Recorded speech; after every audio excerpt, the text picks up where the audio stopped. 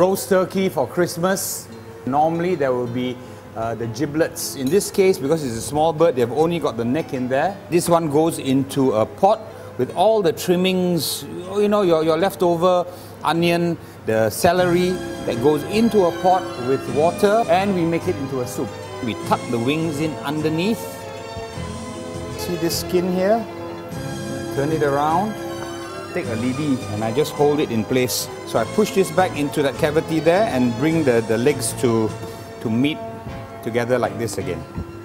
Ina, she's going to work on the mince pie, which is actually our Malaysian version, which is the mince puff. We do it like a curry puff filling. So there are two parts of it, the dough and the filling. So now Ina will help us with the dough.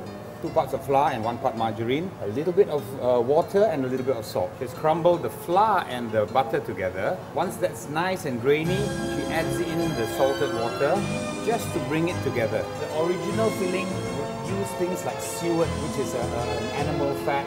In our case, we're just using some margarine, mixed fruit, brown sugar, and I purposely use a little bit of the mango juice. The butter, the sugar, and a little bit of this to melt it down, and I made it into a caramel. The mixed fruit goes in, we add the breadcrumbs. So now, as Ina mixes it together, I add this in. It's really a standard curry puff, but made with this kind of filling. Something that all Malaysians know, they recognize, and I think it's easy for the housewife to make this. All of you, I'm sure, have done this at home in making a curry puff. Same thing, just a different filling.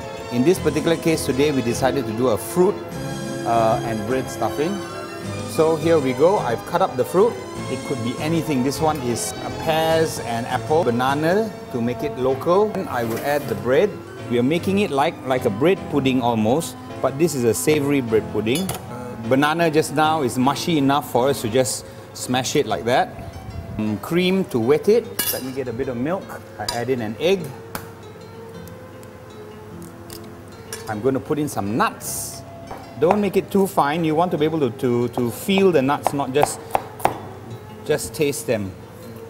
Next, I'm going to put in a little bit of meat here. I'm just going to use our local frankfurters, onion and garlic. And finally, it will be the herbs. Salt, a little bit of pepper, thyme, some chicken powder, to Malaysianize it even more, a bit of chili. Well, if y'all can't take it, don't. This again, I would say is optional, yeah? I want to add some butter to moisten it further.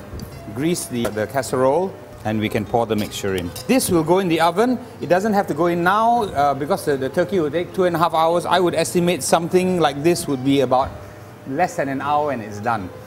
With the roast, traditionally we have roasted vegetables with it. I prefer not to roast the vegetables because sometimes that dries it out as well. In this case, I'm going to boil the vegetables first, drain it, and then toss it with the juices from the turkey, and then do a final, a second roasting just to glaze it a little bit. I just use some small sweet potato. You can cut it up into smaller bits, but I prefer to leave it as single so that your guests can just take one piece as their portion. Carrot, pumpkin, things like the mushrooms and all that will just very quickly they will cook. So I'm going to say that the celery can go in with the pumpkin. That only takes about 10 minutes maximum. And that will go into the water that I'm going to boil. So now inside the water, normally you always add in a little bit of salt and it will go onto the flame. Get it cooked, drain it, and then we put all of it together in a bowl.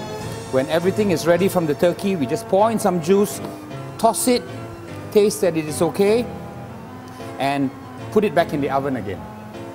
So that last half an hour in the oven, it'll come out very nice. Traditionally, the turkey is served with things like, apart from the gravy, which in our case, we're going to make a gravy with mushrooms. So we make a mushroom sauce. This recipe I'm going to show you today is just a simple bread sauce. You use white part of the bread. This is fresh bread that I blended. We've got butter, we've got cream, we've got milk, and the milk is flavored with onions and cloves. I'm going to strain it so that you take out the onions and the cloves from that mixture. What we have in here is the flavored milk with butter, and the British, they just add in breadcrumbs till you get a smooth mixture. Add in the cream, add in a bit of salt, and I use a little bit of nutmeg. So that's all it is. A simple bread sauce that you would serve last. That means this is really the last thing that you would do just before you serve the thing, because you like to serve it warm. To make the sauce, I add butter, flour, melt it and make it into what we call a roux. We want to make it into a slight brown roux, so you can let the flour brown color. You see the color is starting to pick up. A little bit of onion that I will slice very finely. A little bit of garlic. All of this goes back into that same pot, and we'll add in the stock into this after that. Just leaving it at the blonde stage. Into this, you would add your stock, cook it until it thickens again. I'm going to add in all of that juices from here. With these mushrooms, well, doesn't have to be too small, doesn't have to be too big. The button mushrooms with the brown mushrooms, I'm going to cut them a little bit smaller. With that mushrooms, it goes into the sauce. We season the sauce, the usual salt, pepper, and a bit of thyme.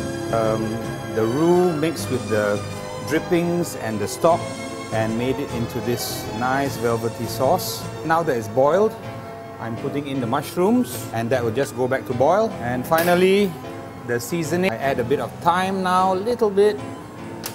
My chicken stock, a little bit of black pepper, and a touch of salt.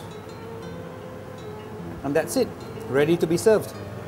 This has rested for already more than 20 minutes. If you do not wait and you cut it straight away without resting, what happens is all the juices will just flow out. Okay, so we've gone through the whole process. We've now got our turkey done. We carved it on the board. I laid it out into this Pyrex dish, and we're ready to eat. Would you all like to join me for some makan? Oh, Christmas!